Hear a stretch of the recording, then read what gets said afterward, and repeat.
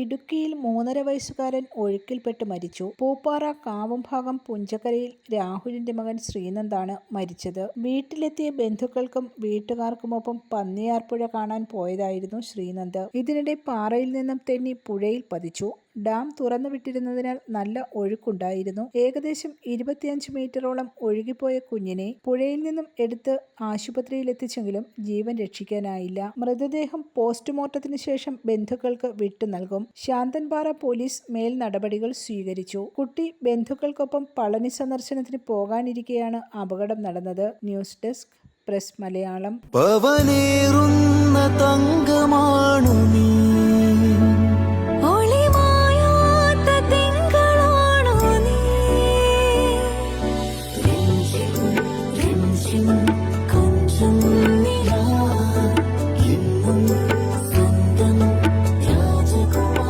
Be a Rajakumari.